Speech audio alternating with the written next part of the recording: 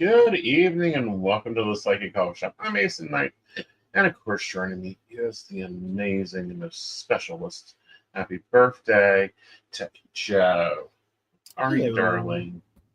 I'm doing okay. How are you? Good.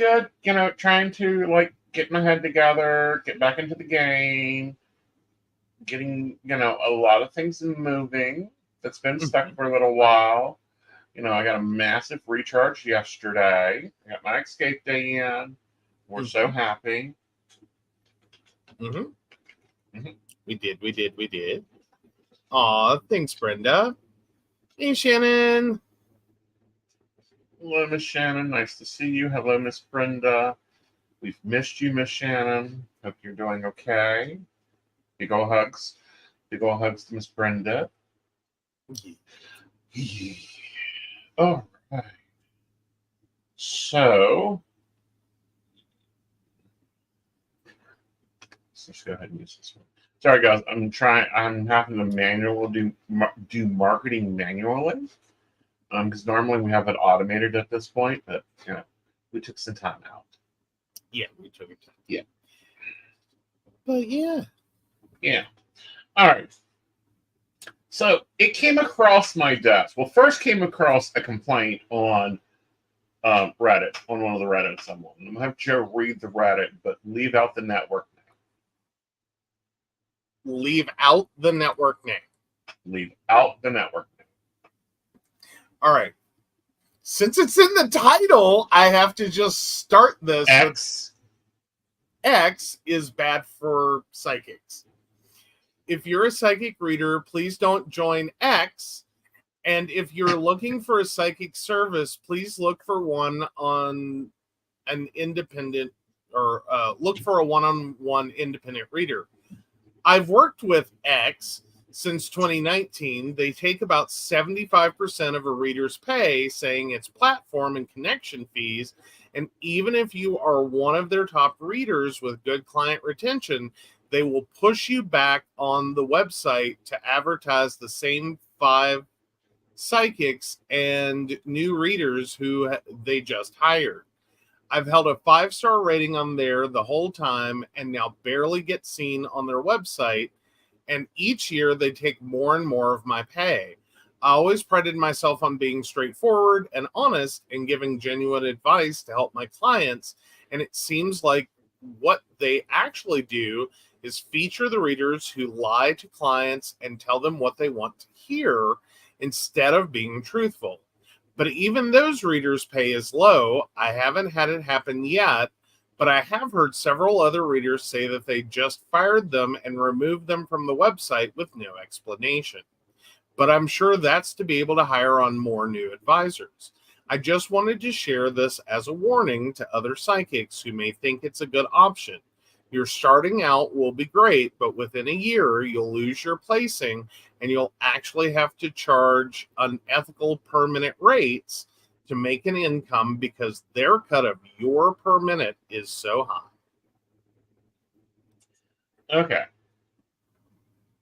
Now, sitting in the position I am now, I can sit here and tell you exactly what happened with this situation. Okay. There's a system, and we've called it the Aeson system for networks. And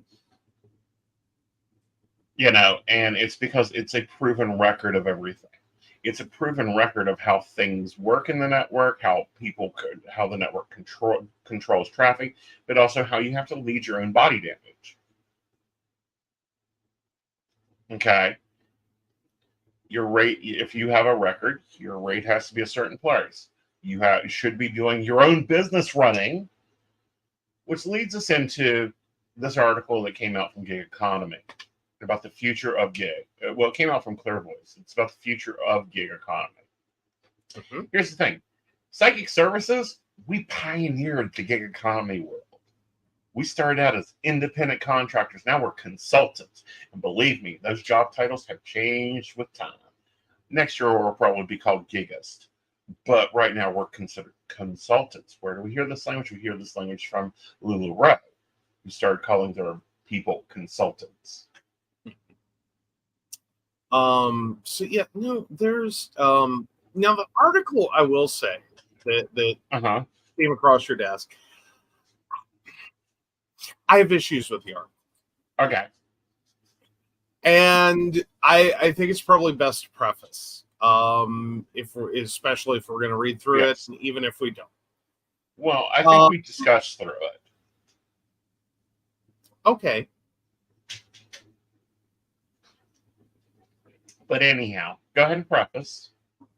Yeah, so my preface is there's this weird thing that happens when everyone wants to talk about gig economy. Is they tend to talk about it only in terms of its negatives and like briefly mention its positives. And then sort of like this article did, it teases this idea of we're going to tell you what the future of the gig economy is. And then it kind of doesn't. Right. It just kind of walks away. Mm-hmm. Like, oh, well, you need to continue to improve your skills. And it's like... Cute. Very cute. Not what not the carrot you dangled. Right. So, yeah. I have issues with that. Just the fact that it tends to really reinforce the... Because... every time I see a gig economy or gig worker article, I keep going in and I have this expectation you're going to actually talk about it. Like this potentiality, and this one especially teases the idea they're going to talk about the potentiality that this is the wave of the future, that this is what we're all going to end up, or the majority are going to end up basically doing. And honestly, I'd say we're kind of already here. Yeah. If you no one's doing 40 years at the same company anymore. You're lucky at this point if you get 6 months. I personally think that. I don't think there's a single person hiring today that isn't just sitting there going, can you at least stay 6 months? You know what I mean? Like they're just done. Don't. And everyone's using one job to get to the next, to the next, to the next. Because we removed the incentives of staying, which ironically is what these articles always try to latch onto, are the benefits that you lose in being a gig economy worker versus like W2 farm. Right. Those aren't there anymore. No one's getting gold watches and 40-year and 50-year retirement parties. You're not getting retirement plans. You're getting 401ks, which are an overglorified savings account with some gambling options for your company to play with. What? Well, one network I'm going on 21 years with. 21 years. I didn't get anything. Now, on my 10-year anniversary, Keen did send me one of the oil humidifier things. It's floating around here. Diffusers. It's floating around here somewhere. 10 years and you get an oil diffuser. A branded company oil diffuser. With notes about hopefully we'll see this in your lives. Thanks. Corporate giving. Tell me anyone in gig economy misses this shit. Tell me one person that misses this kind of corporate appreciation gift.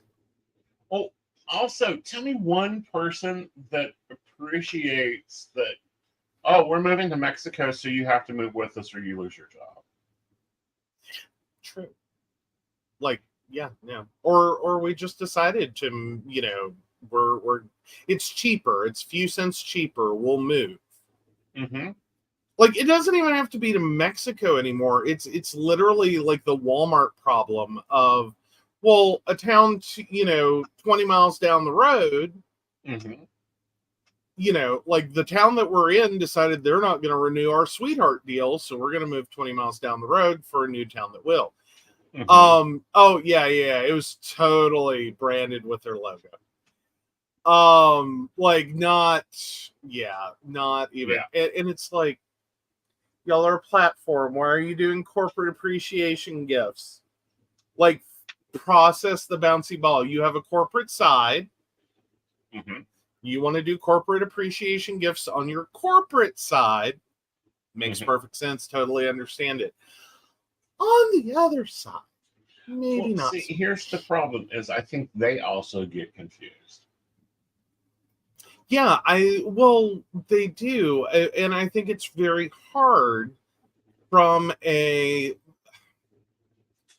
company perspective to, on paper, call you one thing so that they have very limited liability, commitment, and everything else, and you are not actual employees, and then try to maintain a corporate culture. Like, I don't blame them. Everyone's gotten it wrong. Everyone gets it wrong. Well, they do, because I recently had a conversation with a manager of mine, and I'm like, am I the only one that has an agent? I have an assistant. I have someone who does my graphics and my website, and I have a social presence. And she's like, other people tell me that they work. Yeah, other people say they work. So that means you're not delivering enough clients for this to actually be a real job. Well, actually, I will not release her name because, of course, that's unethical.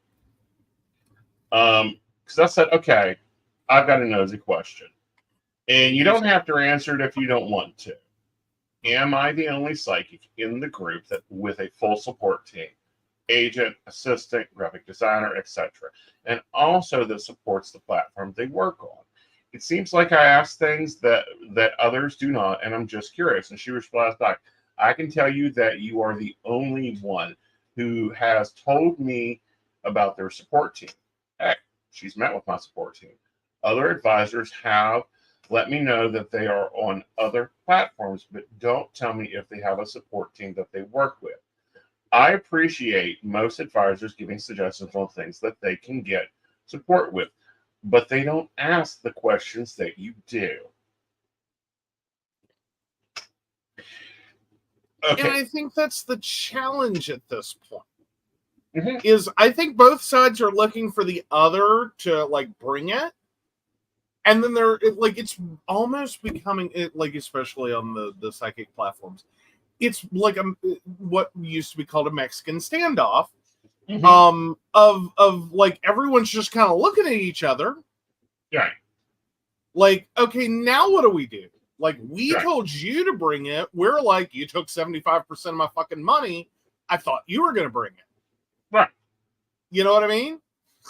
Like, and it's literally, I think, a lot of where everyone's at, because we've kind of gone through this with multiple clients of like, no, you're going to need social media. You're going to need Facebook page. You're going to have to create content. You've got to create, keep creating content. If you stop creating content, bad things happens. Don't do that. Well, but here's the other page of that is it's because they used to do that. Like, positioning myself in the past 20 years, I went from having a direct manager on every platform I worked with, a direct contact to my marketing team, and what was called a handler. Now, granted, I don't miss my handler because I don't need someone calling me at 9 a.m. in the morning demanding I get my happy little butt up, which it ain't happy. It ain't happy for about 2 hours, and get on network because they were down. They only had 4 advisors on. They only had 50 advisors on and their PCR said they needed this amount. Yeah, like your upline called to bitch you out for the fact that we're short people. Like, people are having to like wait, and they're getting frustrated. Right. So that's when I came into the business. Over that 20 years, most of the places don't even have community managers. Now they're not even having community forums because they can't get people to work the role. Because I'll tell you point blank, we have a lot of advisors out there that are pissed that they have to run their business. I almost said do their job, but it's not a job, it's their business. Well, see, and that's the problem.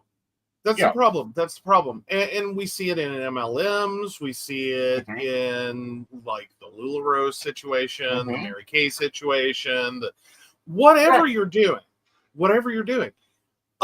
it changed.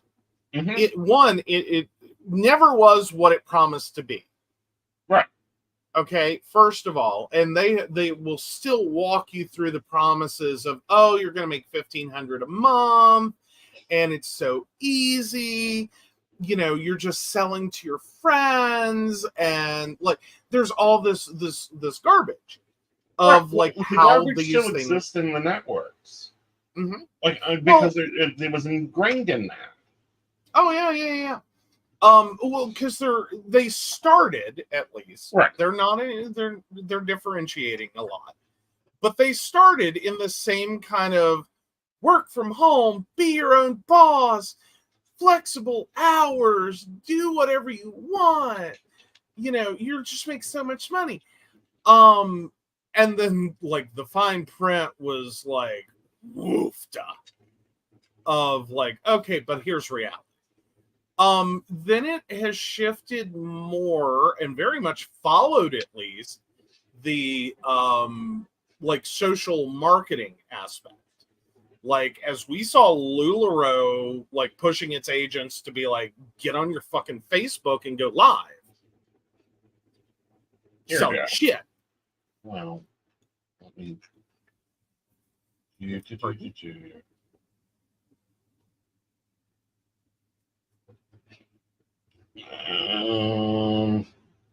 I'm trying to find something. I thought I had, but no, that isn't it. Okay, well, so anyway, as LuLaRoe is pushing forward on this idea of get online, get on your social medias, go live, sell your shit, sort of the same influence happened on like the psychic platform side, except it's a little different. Most of the advisors went, wait, what? What? Yeah. I like, no, that's your job. Like, I work from home. I have a cell phone. I have an internet connection. I have a computer. You're supposed to be the one handling like marketing, advertising, you know, and the phone system that kicks the clients to me. Yeah. And the website that kicks the clients to me. That's not what no. It's not what I signed up for. That's not what you said this was. Right.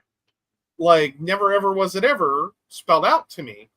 And then at the point in which they're trying to do that, they've made so many changes to what are you? Are you an employee? Are you a consultant? Are you an independent contractor? Are you a representative? Like, what is the relationship ultimately?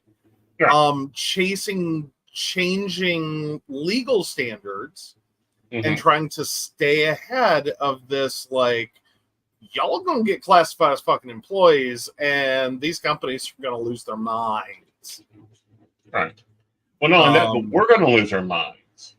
Because I'm sorry, the minute a company gets classified as an employer and, you know, they're paying me $18 an hour,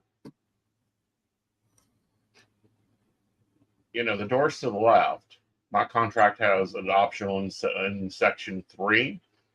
I can walk at any reason, and that's one reason I will walk. I will not work for somebody else. Optionally, it could be a base with commission would probably be the most likely.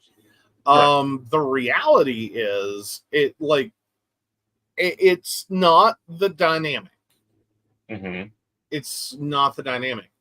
It's not how it's gonna be. It would be weird if that occurred.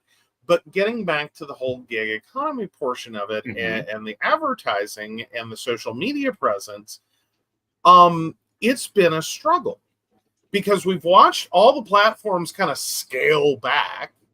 Mm-hmm. And then, like, the step up didn't happen.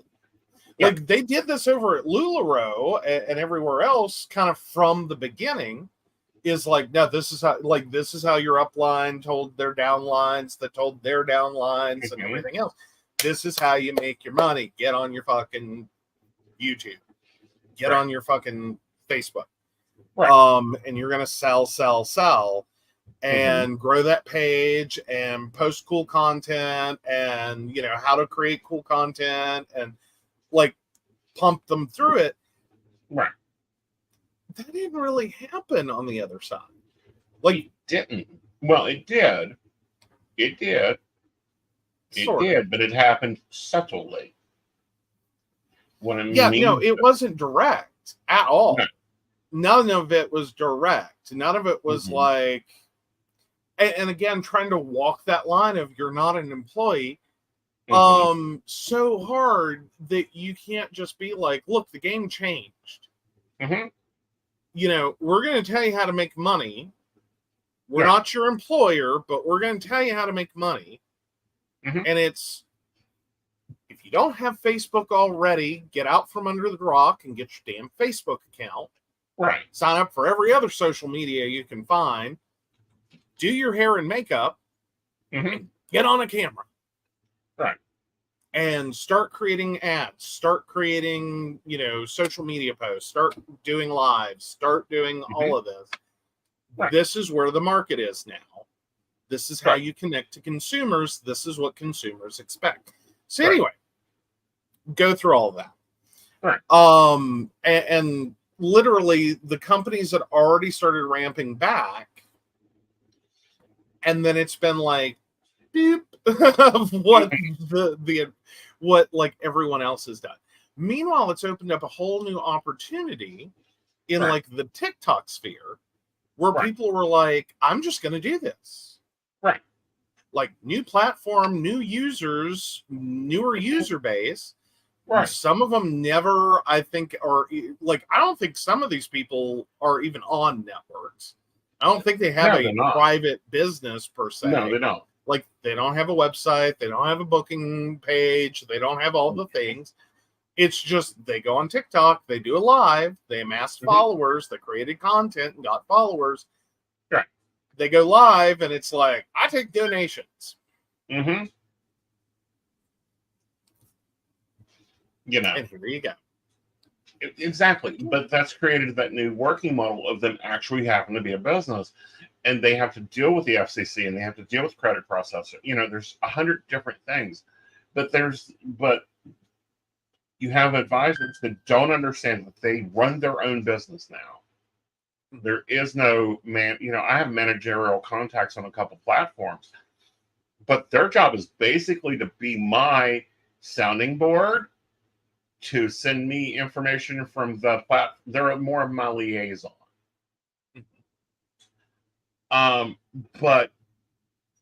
This was in a very hot debate. This article in itself was a hotly debated article when it came in through the group. And I'm like, it's telling you what it's telling you. Rock your gigs, but make your brand. Talk your, know your business, taste your business, feel your business. Make your business in these platforms. See them for what they are. They're platforms. They're no longer networks. They're no longer psychic services.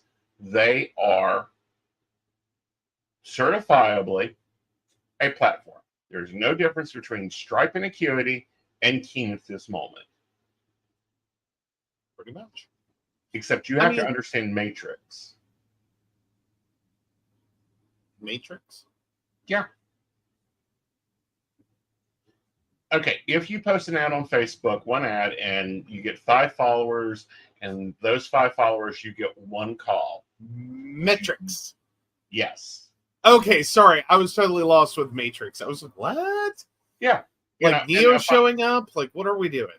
Well, sometimes you have to pull a Neo and be in those spaces and get in there with your clients and get deep with those clients.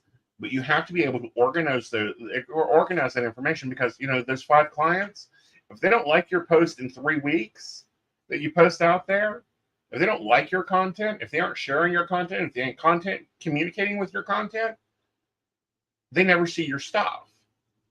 Right. Same thing on the networks. Right.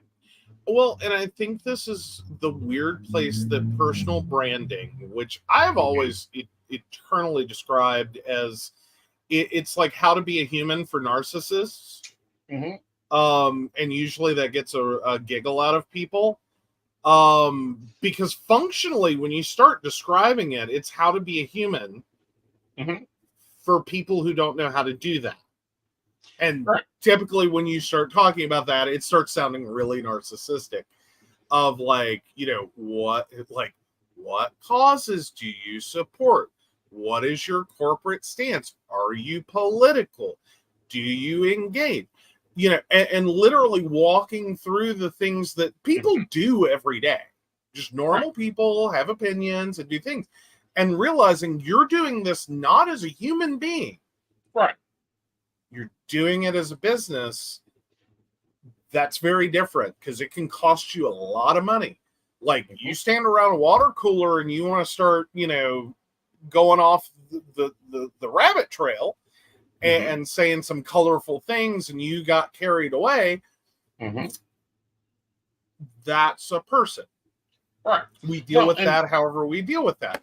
You do that on social media, and that is going to haunt you for the rest of your life. Right, but there's another side of that.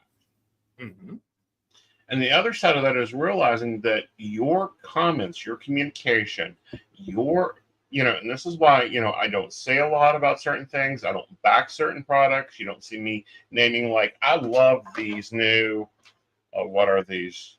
JLab earbuds. Love them to death. Guess what? Until I get in a code, I'm not going to do a sponsorship of them, but they're fucking better than yours. Okay. We'll agree to disagree on that. Really? Okay. Yes. Okay. But that's the other part of this that psychics don't realize is their words have freaking power. I'm going to call on my mods because I need a survey. How many of you, which one of you two went out and bought green candles when I started talking about green candles? Shannon, Brenda, your money bank going low. How many of y'all burning a green candle? Like, this is the other side of it that they do not get. And when or when you say personal brand. Well, in social, but here's the thing, and I think it's what a lot of us are missing. And it's the thing that when we signed up for social media, Shannon's like, I already had them. But no, the thing that we didn't realize, and I don't think anyone knew because like we didn't have words for this yet, and it hadn't occurred as a phenomenon yet, was that we invented somewhere with social media personal branding. Right. Like, it's not that it never existed. You had people that were already in this mindset and they basically use themselves to sell. Like, you see this in used cars, in new cars, you see this in houses. Like, you develop, like, these are industries developed around personal trust, which fundamentally backs into personal branding. Right. Like, it's a downshoot. But we really didn't have language for that and, like, why we were doing these things and how we were doing them. Some people were good at it and they did these jobs. We've shifted functionally as a society.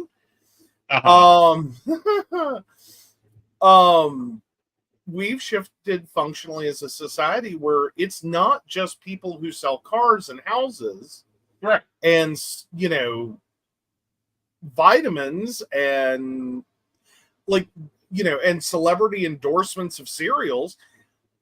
This is now literally what we are all expected to do as functional members of our society, right, is have a personal brand.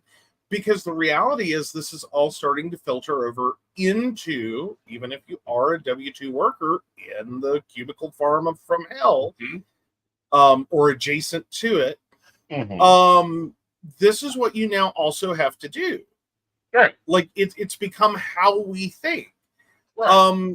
And I think a lot of people are suffering. It's not just psychics. There are a lot of people suffering because they applied for a job and they work it and they do damn good at the job that they do. Right.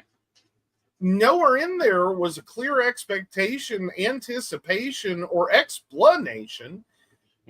You also have to act like you run your own business. And quite frankly, in 2024, I don't care if you have a part-time summer job because you're 15 years old. You need to understand the concept of personal branding. And thankfully, the 15-year-olds are getting it. It's the 40-somethings and up that are missing it. That no. Like, there are very few people that are going to leave the job they're in with a traditional or close to it concept of a retirement plan. Where the company is going to take care of you. Everyone else, like, flee the sinking ships. In terms of your own personal business, you yourself, like, I don't care if you got a license for, a business license or not, you have to think of yourself as a corporation. You yourself and I think of yourself as a corporation, and you have to act in the same mindset of like, I don't get, like, there's no value proposition here. Ugly, horrible phrasing from the 80s. Ew. But you have to get this in your head that you cannot be working these jobs for companies anymore.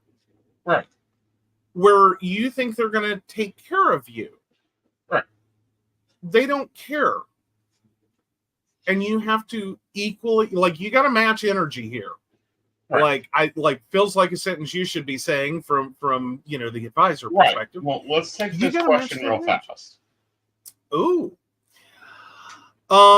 So Shannon says, I've got black salt, rose petals, rosemary, bay, bittersweet, mint, and lavender. I'm grinding some cascarilla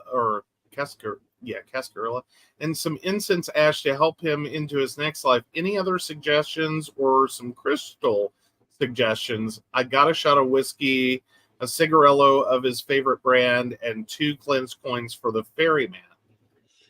Hell money, if you've got access to it. I think probably the Asian market there in St. Albans sells it.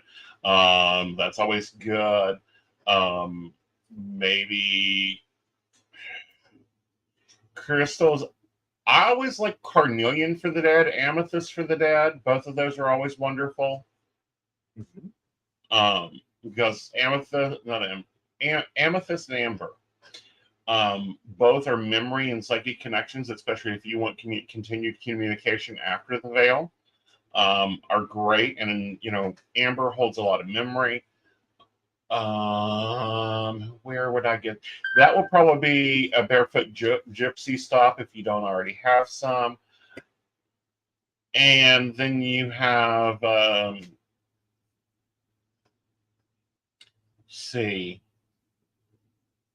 rhododendron leaf or rhododendron bush flower, depending on what season it is always lovely, especially if they're Appalachian based.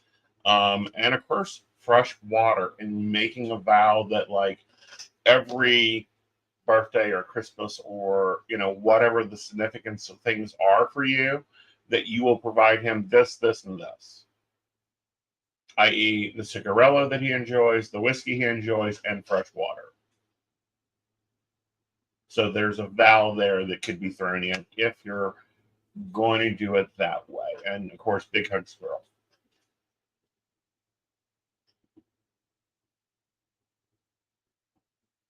Okay. But as you're seeing there, knowing where she can get things, what she can get, where's that. Those are all things that I align with. Like I align a lot with Barefoot Gypsy. Can she go to Lost Caverns in Lewisburg and get amber? Yeah, but that's not where I'd go get it at. I don't know the ethically sourced. I know Barefoot does.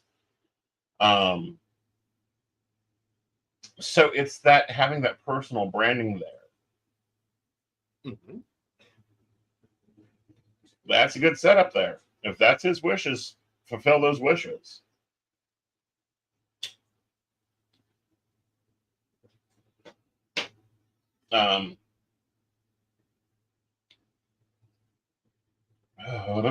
Sorry, having to switch gears. Allowing, but understanding that everything is a personal brand choice. And I feel that he'll get peace. Like all that leads straight to peace, and restfulness and calm. And there's going to be a lot of healing that has to occur on that with that soul when it goes over. And that happens with every soul. But more importantly, and because I stay more on the side of the living, you got to have peace too, honey child. So if you need to write him a letter, you need to make vows, you need to make things comfortable for you, you should be taking a part of that extra.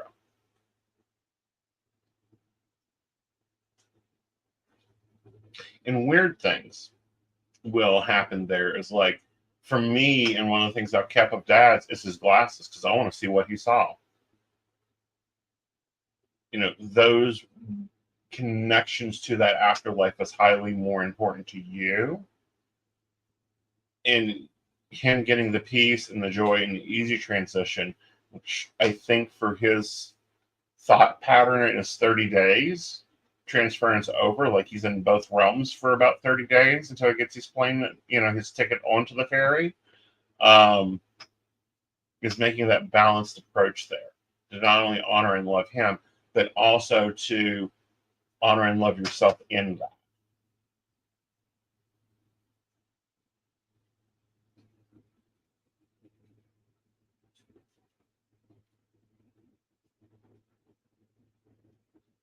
So I hope that helped. I hope the information was helpful.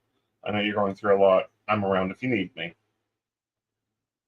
But psychics have a really hard time because there's been a 15-year transition from being, and it's even harder when they come from 9 to 5 lives.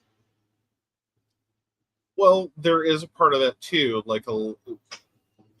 and I think it's a misnomer to call it a 15-year transition. It's a 15-year of everything changed, and depending upon when you got it was either a 15-year slow transition, mm-hmm. or it's the high July 4th at 8:42 p.m. Eastern Standard Time.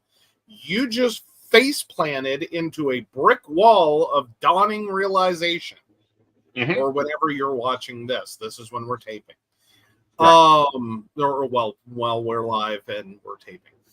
Right. So, it depends. For some people, it was this nice gradual transition.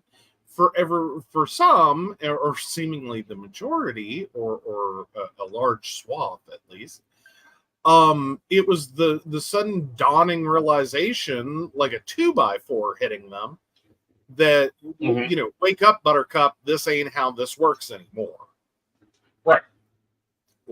And that's hard for a lot of people that have worked 20-40 years in the same system, that as long as they work their hours and they log on and they're good to the customers, the network supports and carries them along. Well, yeah, the system, right, so to speak, the corporate system will carry you right. through.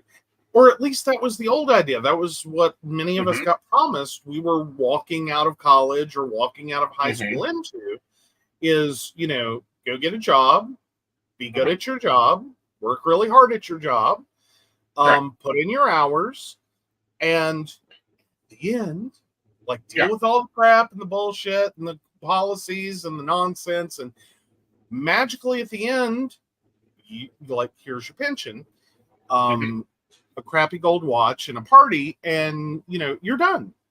Sure. You can go and take whatever years you have left, and you can travel and knit and vacation and do whatever you want. It was crap even then. Like, I think a lot of us, or some of us at least, were watching grandparents in the 80s and going, this was a load of horse shit. Right. Like, I don't know about other people. I mean, my grandparents, two of them at least, were on like opposite ends of the spectrum for retirement. Like the night and day difference. Well, it's same couple. But yeah, my grandfather retired, got the gold watch and the great big UMWA pension. Well, no quotes needed. It really was pension. Got that whole shebang, and basically 6 years later, he was dead. Right. Like, I don't feel like in 6 years he accomplished everything that he wanted to, that he thought he was going to have time for.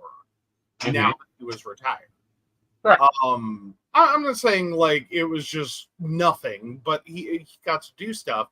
It's just, it suddenly shifted real quick for him to, here's your cancer diagnosis, and you did. Right. Last cancer treatment, actually. Ironically enough. Versus like my grandmother, and again, these are both people that like started their employment in the 1930s, or started their adult life in the 1930s.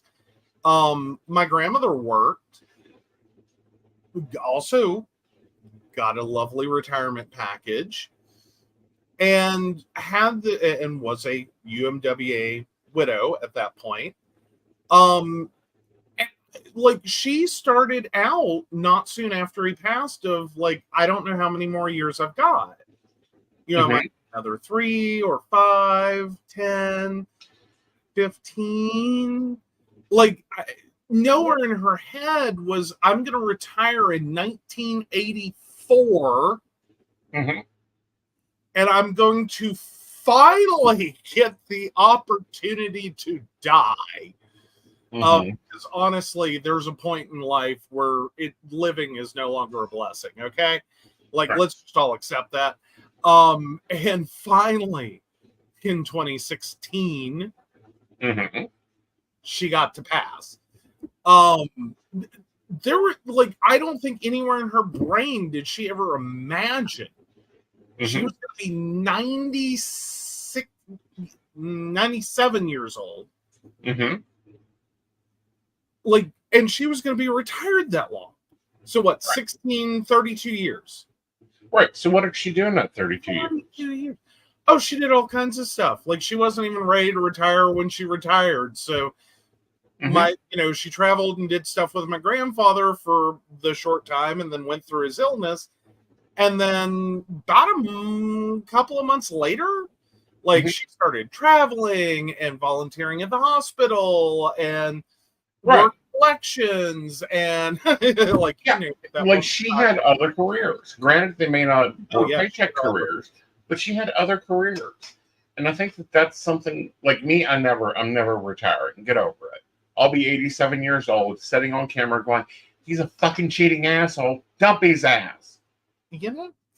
Or by that time, reprogram him. Call in a new clone. Well, but more to the point. The problem that like UMWA has had is none of these calculations for pensions went beyond like, okay, like they knew when they started these pension plans based on life expectancy and the retirement age, this is going to be a pretty sweet deal. Here's your check for a few years, not decades, but a few years, 10, 15 years. and then you're done. Like, we'll cover your health insurance, and then we can liquidate and pour over into future pension plans. Right. The residue. Oh, and your wife gets a check. She'll probably outlive you by 5 years. Right. No big deal. We'll cover her insurance and we'll pay her money and it'll whatever. Right. And then all of a sudden they're looking around and these damn, like, the minors, not many of them made it. Right. Past the actual life expectancy ideas. But the widows. Right. The widows, bless their hearts, drained. Because they just, all of them, like, I'm telling you now, there is something about mining wives. Mm-hmm. These are some of the most rugged, indestructible human beings on the planet. Right. And they are not going to kick the bucket as some poor, unfortunate little old lady at 74 years old or 77. Fuck that. Fuck that. They're going to be kicking it in their late 80s to early 100s. If not longer. And they're going to be cashing the damn check every single month. Right. But I think that's their revenge. And I really do. And I'm going to say this. I think it's their revenge. And this is why I say this. Because I know these ladies. These ladies are lovely. It is Thursday morning at 6 a.m. They're rolling into the laundry facilities and going, I will not freaking believe he did not buy me a new caddy. They have lived through strikes. They have lived through work shortages. They have lived through everything. They have managed their household. Their men are up and out at 3 a.m. That's why they walk in all cheery at 6 hours. Because my grandfather was a mine electrician. Like, literally, the man worked for this company for 50 years. My grandmother had gotten to the point that the idea of my grandfather having an uninterrupted day off, vacation, night sleep, anything, had evaporated. She gave up on the idea. Like, they made plans to do stuff. Like, and I'm not saying the money was bad. The money was good. And they banked a lot. Mostly because they couldn't go anywhere or do anything. Because every time they planned something, he might get called out in the middle of the night the day before. Like, literally, like, they're leaving to do something at 8 a.m. on, like, Wednesday. At 2 a.m., the phone rings, and he gets home at 6. Right. Or 7. Or whenever. There's no point. Why? Like, if we manage to get out of here, we'll go do something. If not, oh well. Right. So, yeah. Oh, yeah. The mine widows are holding on just for spite. Like, my grandmother earned every dime. Right. I will say this till the day I die. My grandmother earned every last fucking dime that she got over 32 years of my grandfather's pension. She earned it. I will never feel bad for the mining company that had to pay out this damn pension. Exactly. 32 years. Right. But that's also psychics' lives, gig workers' lives. Get used to it. We're going on vacation. You get one or two choices. You either get me for 3 days uninterrupted, or you get a week with me having my interruptions. And you better set it, and it's got to be standard for the beyond time. Like January 3rd, next 5 years. January 2nd, next 5 years. You better have it set. Pretty much. No, I will say though, if the networks had a pension, I will say right now, I would be in the same boat as my grandmother. That like, if I would hang on for spite. Like, for spite. Nothing else. Nothing else would keep me going but spite, to collect that check as long as humanly possible. For every time I have been mid-sentence, ding-a-ling, ding-a-ling, ding-a-ling, ding-ding, incoming, and that conversation just walked away. Like, because there's no choice. There is no choice. There's no choice. You hear that sound, you must go to your computer or answer the call.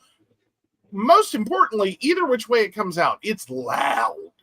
Yes. So there's no opportunity to miss it. And we have been mid-conversation, great conversation, deep conversation, and meaningful conversation, whatever you want to call it, mid-dinner. And that's it. It's over. It's done. It's maybe if we can remember what we were talking about later, we might get an opportunity to revisit that. But it's done in that moment. Like, it's over. It's over. You're just going to walk this way now. Right. And you know, I would, at this point, even at what we're approaching 7 years. Even at this point, like, and I'm not wishing you dead. I'm just saying, if you drop dead tomorrow, and there were a pension from the platforms, from the networks, I would hold on till I turn 120. And the freeze-dried head of Willard Scott is rolled out and defrosted live on air to wish me from Smuckers a happy fucking 100th birthday. As you cash your Ingenio check. And I would cash the Ingenio check and figure out what plastic surgery I'm having next. Because I figured at 120 some years old, I'm going to need some work. Possibly a new body at this point, but anyhow. Yeah. Brenda's losing her shit. Right. But so, and I know that, you know, this is a different show than you're used to because I wanted to cover this. Because I know I have you out there and you're listening because I've built my brand around growing advisors. Pay attention, run your business, and overlook and understand every piece of it. And if you don't, find the resources. Find the old dogs that are going, oh yeah, you take July 3rd off, August 3rd, September 3rd, October 3rd are going to be slow. Next year, July 3rd, you either should take it off or you're going to have to work doubly hard. Because there is a matrix, and that matrix is being applied to every network. And listen to every freaking piece of content that's anti-MLM. Here is why. I was listening to an anti-MLM content for Sensi, and they used an acronym in the Sensi training. And I went, really? And they explained what the acronym is because Sensi doesn't. They did, and I went, where have I heard that from? Oh, I heard that from a meeting 3 months ago. And if it's not the same words or the same acronym, it's the same concept. It's the same acronym. It's the same concept. Okay. Well, but I'm saying that there's going to be some that are, and there's going to be some that are just like, well, it's a neighbor. Right. It's an analog. It's the same thing. It is your discount generic drug version of it, or the name brand. And I think that's the problem, the biggest problem. And I think that if you really want to talk about the future of the gig economy, I think the scariest, coolest, wildest, I don't even know what all words to use to describe it. There's going to come a point that every single, at least in the United States, if not globally, every single one of us is going to have to get a business degree. Right. You may not actually get the piece of paper framed and on a wall, but you're going to need it. You're gonna need the content, the ideas, the concepts, the whole shebang to be able to be a functional adult. Mm-hmm. And I'm thinking that's going to be by 2030. Like, to be a functional adult who is not fucking living in a broke down single wide trailer from the 1970s, dirt ass poor. Right. And that's like, or you aspire to a double wide. You're going to have to engage with the concept. You are a business and you need to have at least a rudimentary understanding of business administration, including the world of finance, the world of marketing, all of it. Right. To be a functional adult. Right. Well, all right. I'm going to make my prediction. Okay. My prediction is the successful networks out there are LuLaRoe 2.0. If you earn a certain amount of money, you're going to get trips, you're going to get trainings, you're going to get pulled into stuff. They're going to have promo codes, and use code Aeson to get 3 minutes off. I predict that that's probably the way it's going to rock. Get out of my way. I'm not in the mood for a nap yet. But that's the way it's going to be. Because looking at it, right now, your largest, almost to a point of monopoly, independently branded platforms is operating off of the LuLaRoe playbook. You make the most sales, you get the most attention.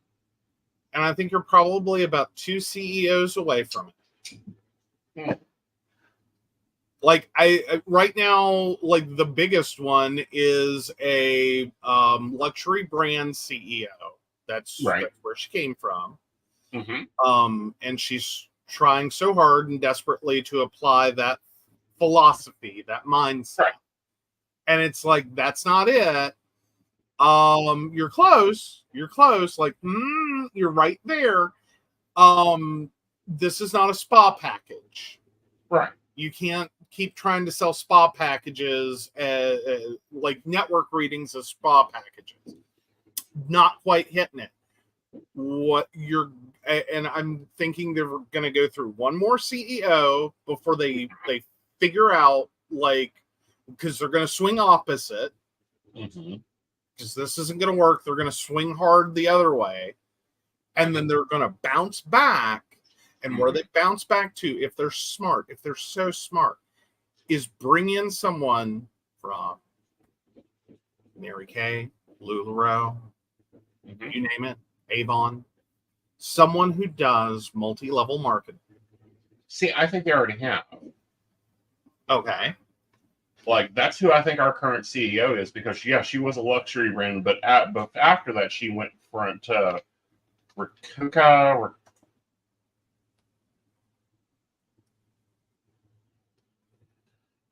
It was one of Abada. Oh, companies. Abada. Yeah. Okay. Not something as familiar.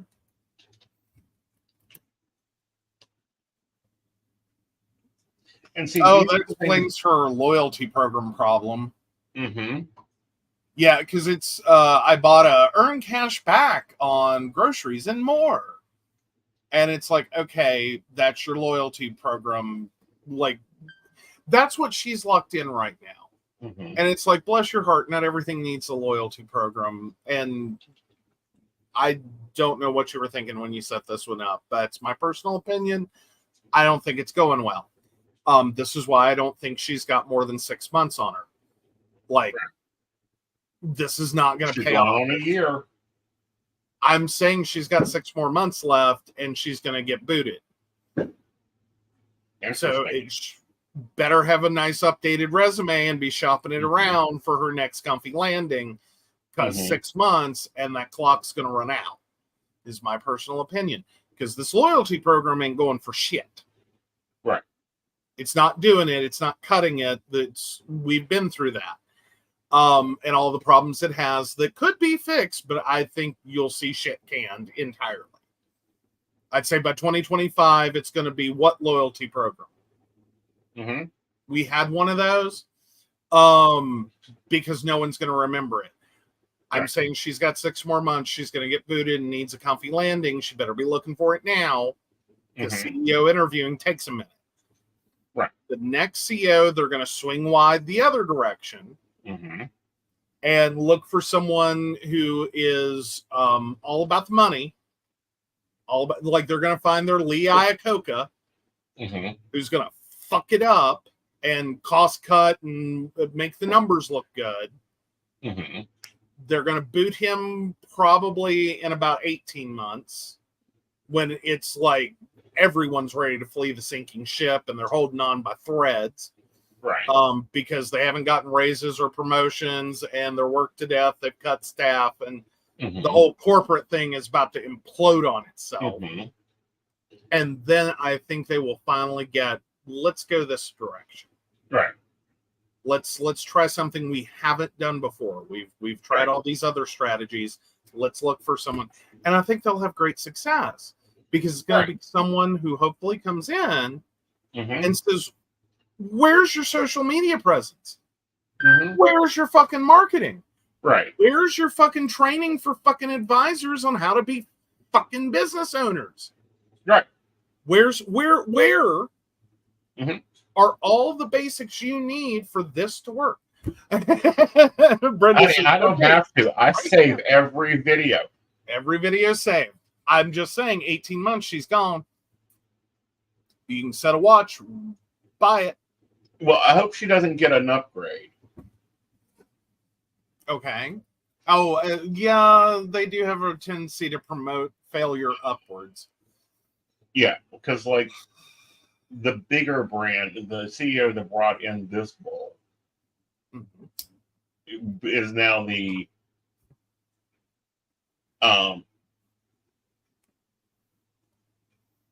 is now the CEO. I mean, no, you're forgetting one because they have the same name.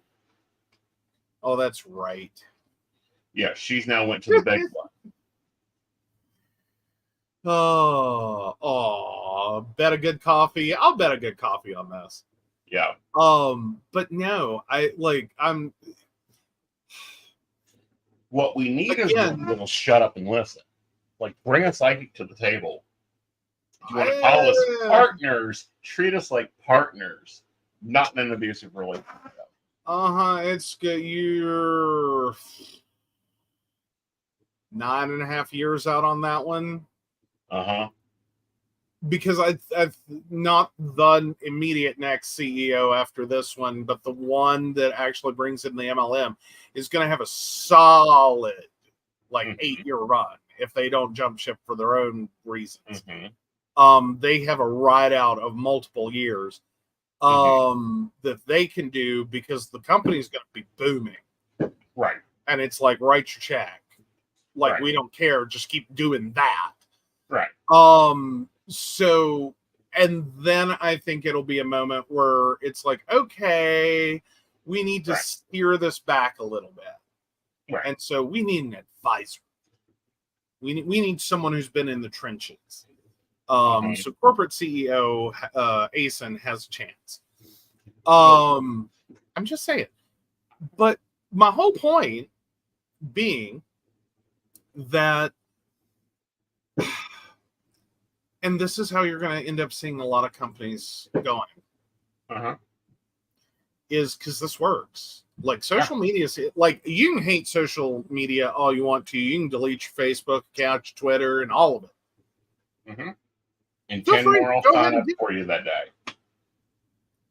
Well, but the reality is, when you do that, you remove yourself from social media space and personal branding. Right. And it's not going to work out well for you. Right. Like, it's not going to work out well. It's here to stay. It's going to morph and change and become something else in a few years and decades, and it's going to totally take over. Right. I'm sorry, it just is. I don't like it any more than you do. No one does. But here we are. The hope is it gets a little better. Well, I hope that it gets a lot more transparent. Because everything has a referral code. Everything has, you know, heck, our show. There's a referral code in the description. There's a referral code for StreamYard. Sign up. We'd love you to come join the podcasting network. Do it through our link. We'll take our $25 after you spend $50. Mm-hmm. Yes, it's a paid advertisement. We love StreamYard. It does amazing things and keeps growing. But anyhow, yes, I hear that you got to know. You have an "Are you the asshole?" Yes, I do. All right, so moving right along. Am I the asshole for being tough on my sister when she told me her stepkids, but especially her stepson, ruined her experience of having her children? My sister Martina, 34 female, started dating her husband Kyle, 36 male, 5 years ago. Kyle lost his first wife a year before they met, and within another year, she had met his two kids. And with his first wife, her stepson was 7 at the time, and her stepdaughter was 4. They found out they were expecting a baby together 6 months later, and her stepson had a very rough time with the news. But her stepdaughter also reacted, though she and Kyle believed her stepdaughter copied her brother more than anything. Her stepson said he didn't want them to have a baby. He said some hurtful things to Martina. He cried a lot and didn't want to celebrate with them. The kids were placed in therapy, but it wasn't an overnight fix. And then, when she was pregnant for a second time, her stepson reacted with more sadness, and her stepdaughter reacted with some anger. It wasn't as bad, and the hurtful comments weren't made the second time, but neither kid was happy about it. Martina and Kyle got married after the birth of their first child and before she was pregnant with their second. Things are in no way perfect with them all today, and Martina expressed to me recently a lot of bitterness towards the kids for ruining her experience of having kids with their reactions. She said she felt it was so unfair that they never showed excitement or happiness about their two younger siblings. She said her stepson acting sad both times pissed her off because he got help and he still acted like his mom had just died and like they were doing something wrong by having children and getting married. She said he has never been the big brother to them that he is to his full sister. Where I might be the asshole is I told her that no matter how she felt, those kids lost their mom, and her stepson especially remembered their mom and had a lot of change in 2 years. I told her she can feel upset, but those kids had no say in this stuff. I told her she's the adult and she shouldn't have let that resentment build so much. She told me the tough love act is cruel and I should be supportive. Am I the asshole? No, you're not the asshole. Furthermore, she needs to go to therapy and leave those damn kids alone. I'm gonna go dill pickle. Okay. Because here's my thing. The reality is the sister of OP needs a lot more than being told, put on your big girl panties and get the fuck over it.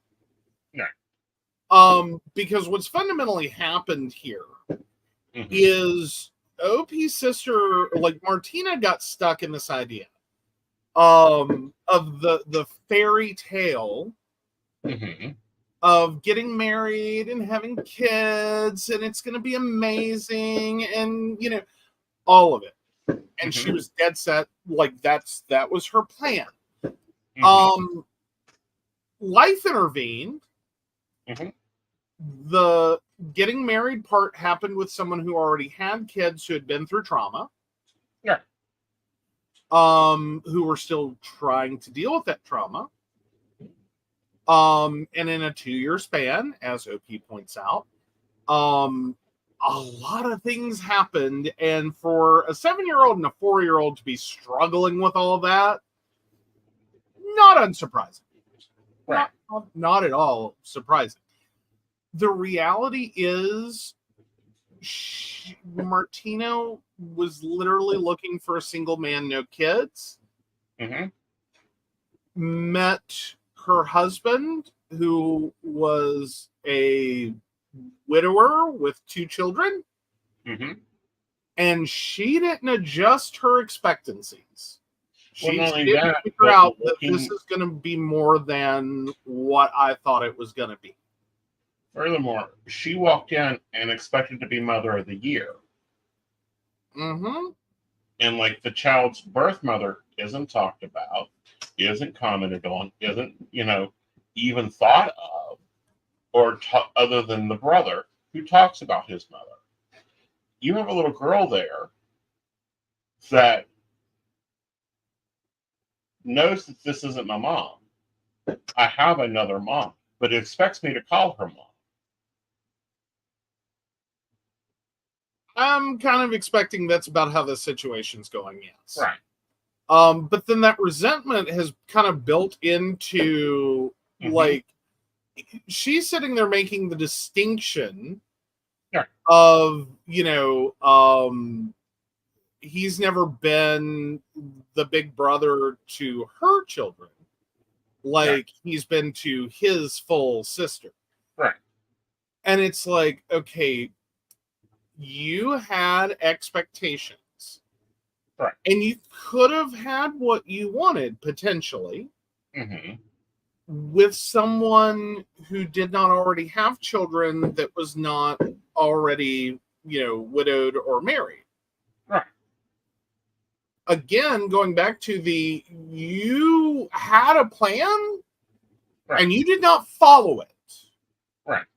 You went over here and you walked into someone else's tragedy. Right. And it sounds like at no point did you acknowledge that or try to adjust for the fact that, like, he just buried his wife like a year or so ago. Right. When you started dating. Right. He has 2 kids. And if this relationship continues, they're going to be your kids too. Like, but she whether dated you him, want, but not them. Yeah, she didn't date them. They are unfortunate accessories. The way this sounds, right? Like, he unfortunately, like, it might as well say, and I think if Martina wrote it, it would almost be, unfortunately, he had 2 kids and a wife before he met me. Right. And so now I can't have my happy motherhood fantasy because I have to deal with these 2 unfortunate accessories. Right. Like, you're borderlining evil stepmother, like, mentality, at least. Oh no, she's not borderlining. She's collected the gold fucking coin. I mean, even when the children go to see their maternal grandparents, she acts like a total bitch to them. Oh, there's more in the comments. Okay, cool. Okay.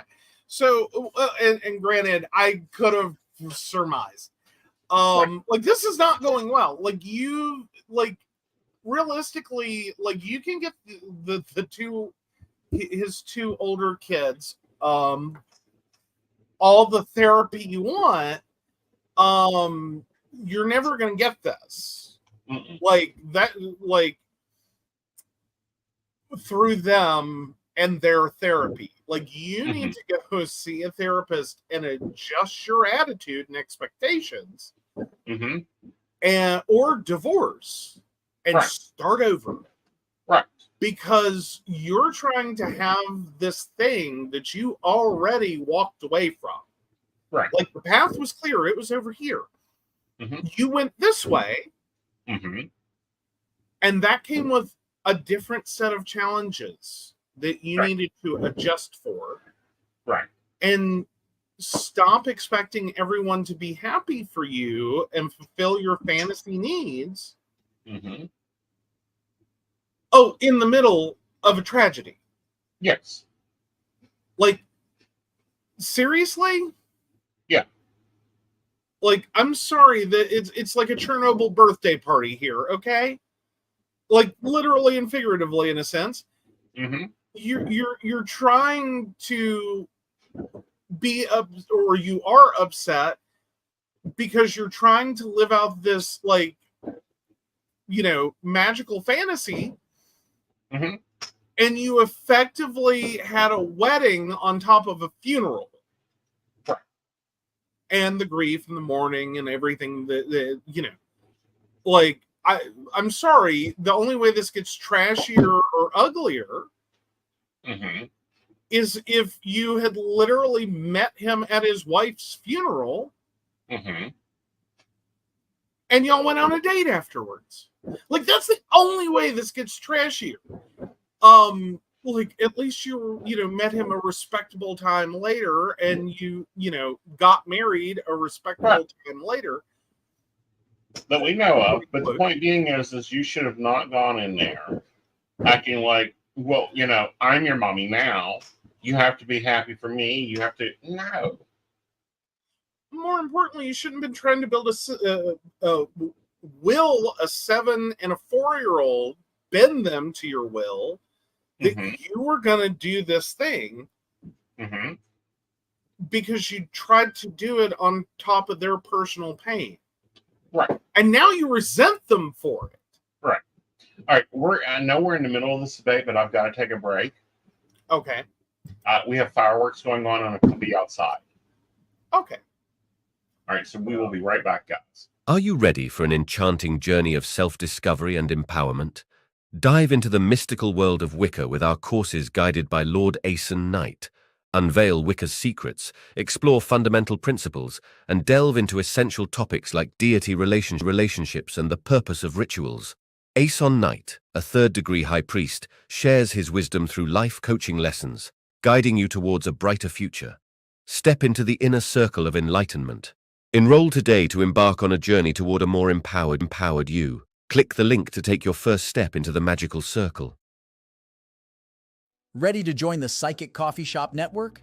By becoming our patron, you'll unlock exclusive content from Aeson Knight, host of the Psychic Coffee Shop podcast and co-host of the Mountain Bears podcast, alongside the tech-savvy Techie Joe.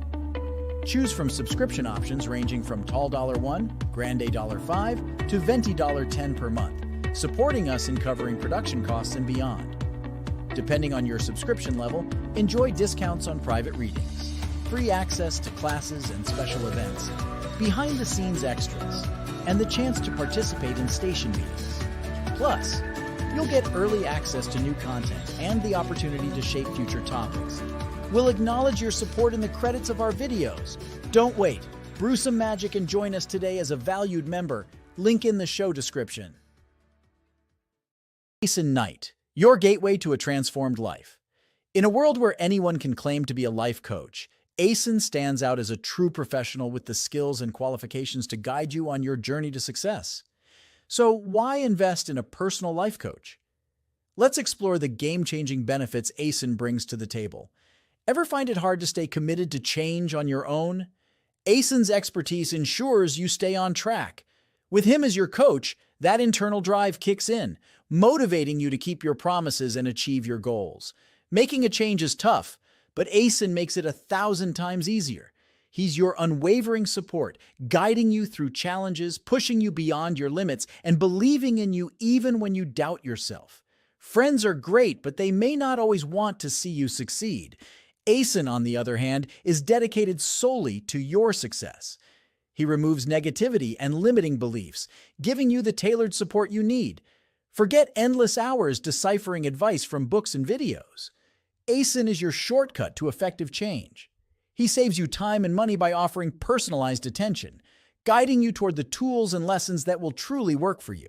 Ready for a better tomorrow? Book your discovery call with Aeson Knight now. Take the first step toward the life you've always dreamed of. Aeson Knight, your partner in transformation. Start your journey today.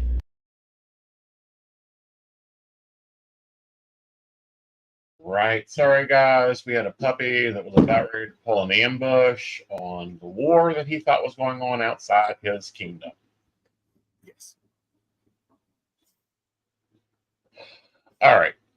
So the poll is up. Let's go over to relationship advice. right. And take this one on. Okay. My husband never stops complaining. My 32 female husband, 30 male, rarely seems happy, and it is bringing our family down. Any advice? I, 32 female, have been married to my husband, 30 male, for 5 years. We have 2 children under 3. I am the major breadwinner, and we have an income of over 450,400 from me. We have a nice home, decent cars, and unlike many in this economy, are not struggling. My husband, though, seems never happy with anything in his life. I make the majority of money, but work 9 to 5, so I'm home with my family each night and weekends. Our household tasks are not shared. He has mental health issues, anxiety, and in an attempt to help him, I let him sleep in until 8 a.m. on weekdays. So I do all the morning child care. I bring toddler to daycare, even at 1 week postpartum, and pick her up even though it's close to his work. He stays up late at night smoking weed and playing video games, then sleeps in on the weekends until noon while I do all childcare. I clean the house, decorate, do laundry, and cook supper. I have not let myself go. Most people think I am a kind person, and I think I am a great mom to our children. Despite this, he is such a complainer. All he does is complain. I make a cooked meal from scratch, and he picks apart everything. Potatoes need more salt, doesn't like texture of vegetables. He prefers chicken to steak. I pack a lunch, and he compliments me and prefers to just complain about everything and everyone. I lost it. I pack a lunch and he doesn't eat it and buys takeout. He gets short-tempered with our children for just being normal kids. He rarely compliments me and prefers to just complain about everything and everyone. I get that he has anxiety, but he basically spends his time sleeping or complaining and is around our family maybe an hour a day. When I say I need help or ask him to spend time with us, it always goes back to his mental health or that he doesn't like children's things and prefers to do stuff he likes. If he does any physical activity around the house, he complains for a week about being sore. He wasn't like this the first 2 years of our relationship, and it has been increasingly worse over this year. I don't know what to do about it. Several of his friends have mentioned that he has the best life and wonders what his problem is. I don't know how to approach it. We have explored mental health issues, and he has a therapist and medication for anxiety. He says it doesn't have anything to do with that. If you were in his situation, what would you do?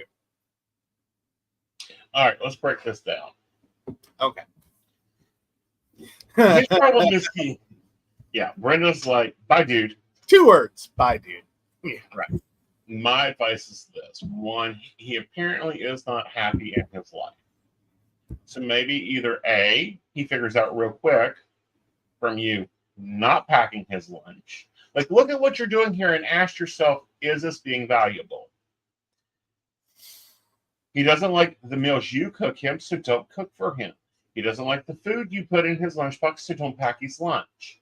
He doesn't like the way you clean the house, so don't clean for him.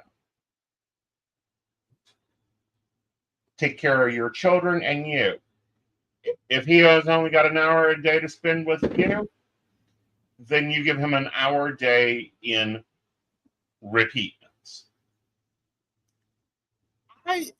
And I would match that complaining with joint complaining. You can't even take out the trash. Why do you have a problem such taking out the trash?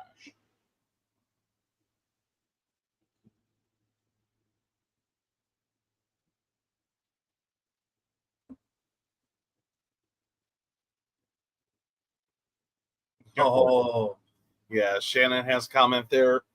My husband wasn't happy with anything for a hot minute, so I didn't do anything for him. And he started going, "Why don't you love me?" Uh-huh. Yeah. Here's the thing. And with 450K of combined income, I think he got the money to definitely do it. I think this is couples counseling time. Mm-hmm. To go with his therapist not as in go see his therapist, Mhm. but on top of the therapy he's already getting. Right. Because in this situation especially, I'm thinking there's something else going on Mm-hmm. that is not like you. One, OP, you sound like you are Superwoman. And this isn't, none of this is fair to you. I think the fact, the only part you're complaining about, ironically, in complaining about your husband that never stops complaining, I find it ironic that that's literally it. That's the only thing, is it's like, just shut up and be happy, okay? Right. Is where you're at, because honestly, but I don't even think that's true, because on Right. your Reddit post kind of goes into this as I'm doing everything. Right. So I think you're at your burnout like break point, like Mhm. too much further, you're gonna burn out on this. Mm-hmm. I think in this instance, anxiety is only part of the problem. Right. Because I don't know. I'm not to say that anxiety has to have a cause. Some people have anxiety unrelated. It like we have a problem with mental health and some of its word duplications Mhm. between things we say in our average daily life and describe situations, Mm-hmm. and then like an actual diagnosis. Right. So anxiety is a condition. Right. Being anxious is something else entirely. So like I even started to do it, and I think a lot of people do, is like, I don't even know what you're worried about. The reality is anxiety is a condition. You can be worried about things for no reason. Right. As in everything should not be a problem in your life. You still have anxiety. So, but I still feel like there's something on top of that. And I think the heart of it is going to be a couples issue. Mm-hmm. I'm just about going to be willing to bet money that the money is the problem. I would say it is. I think it's the positioning of the money. And I think it's the positioning of what we teach men. Oh, you're supposed to be the breadwinner. Well, you're not the breadwinner. Well, and I think over time he's found his purpose. Mm-hmm. As in, if we look at the family as a workplace, Right. and everyone has a position, so to Mhm. speak, roles in the family. His position has become chief complainer because he Right. can't be breadwinner. Right. I don't think he wants to be super dad.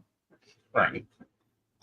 I have a feeling you got pregnant and he just didn't care. Like, he didn't care if you got pregnant. He didn't care if you didn't get pregnant. He didn't care that you were pregnant.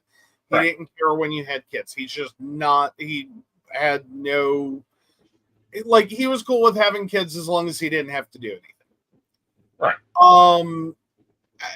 But meanwhile, before that, it seems like basically he has a job solely for something to do all day. Right. Financially, he could quit. I don't think you'd feel it. Right. Like 450,000 to 400,000. Oh, woe is us. We will just never survive. Exactly.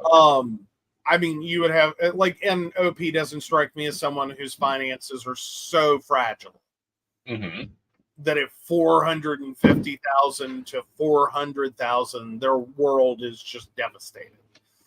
Exactly. So he's not getting fulfillment as a provider. He's Right. not getting fulfillment out of childcare. He has no interest in it. He has no interest in household tasks. Like the video games and smoking weed, that mostly comes across in the staying up late.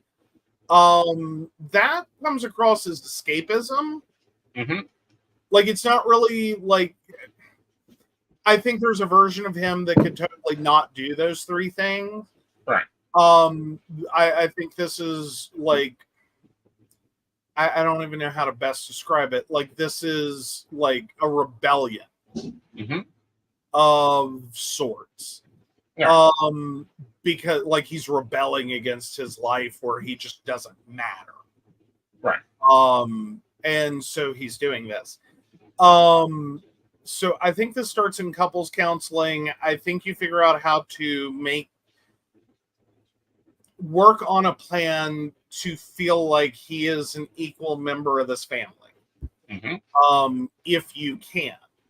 The reality is that means he's got to get invested in the house, in meals, in you, in his kids. Right. This is the life he's in. Right. If that's not really what he wants to do, I think you're going to find this is going to fall apart quickly. Yes. When you actually lay it out and you hear the realities of what he thinks, the ick get away will take over. Right. And I mean, because we're going to wrap here soon. We're going to have to with the external noise, guys. I'm sorry for it. Sorry about that. Our neighbor's like the fourth. Right. You know, the reality is, if he doesn't, and this is why, like, we make statements and I make actions in the house. Don't appreciate what I do? I won't do it. Well, and I think a lot of couples end up doing that, and I think that's sometimes the solution in like limited income households. Right. Where couples counseling may not be an option. Right. And I think it all ends up eventually leading to the same place. Just typically the low income version turns into a lot of yelling, screaming, and fighting, which isn't great for children. Right. And I think it does. Yeah, it's a war zone. Oh, no. Talking about it's a war zone here as well. But no, effectively in terms of relationship, it becomes a war zone. Right. And it's like at $450K, you can afford better for your children than turning into WWE Suburbia Edition. Well, it's because not even it'll be WWD. It's like, okay, you don't like how I wash dishes? Well, guess what? The sink gets filled with dishes. Well, because the reality becomes it doesn't fix anything. Right. It just keeps going until everyone's done. Right. Like, he's done with being yelled at and you having a problem and things being a mess.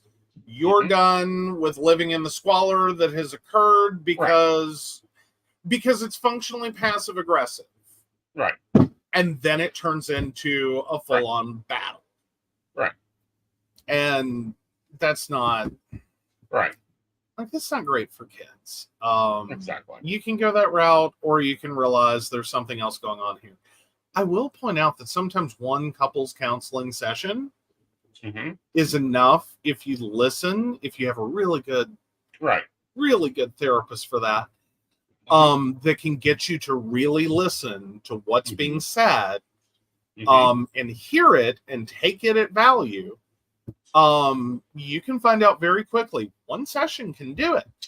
That this is never going to work. Like, he doesn't want to be here. Right. This isn't the life he ordered. Right. Like, you're not going to get what you want. Close it down. Shut it down. Right. Oh, yes. Extra lovin's for the gizmo. Yes. All right. So here we go. Poll is closing. Poll is, no, you're not an asshole, but damn, you smell like a dill pickle. Ah, yes. I'm there with dill pickle. I think that was a shitty way to say it. You know what I mean? Like, as in the post, it's a shitty way to say it to your sister. I think you did her a disservice with that, because now she's not going to listen. And what she really needed to hear was, girl, you a little fucked in the head. You need to go straighten that shit out. You've already destroyed the relationship with your stepchildren. that you want to be acting like your children. Yeah, and you're just hurting everyone, including yourself. Right. And now, as you're and OP as a sister, you're just adding like the insults to the injury at this point because it's not a wake up call. Right. It's just not. Right. So right. you've got to take that for what it is. All right, guys, we will see you tomorrow night with Mountain Bears. And we already have an article waiting there. Woohoo! Mm-hmm. We'll be looking forward to it. All right, guys, you have a great evening, and let's take care of our sponsor. Roll that bean footage. Yeah. So of course we want to thank Beverly Walker, Mika G, Kathy, Mary Winfield, Brenda, Joan Owen, Shannon C, Shannon D, Lady Gwendolyn, Charles Shaw, Tracy Van, Caitlin Bell, and Devin. If you'd like to learn more about us, the show, or how you too can become a Patreon sponsor and receive all the wonderful benefits our baristas receive, please visit us at pcsbnetwork.com. Yes. All right, guys. We'll see you later. Bye, y'all. Bye. Happy 4th. Happy 4th.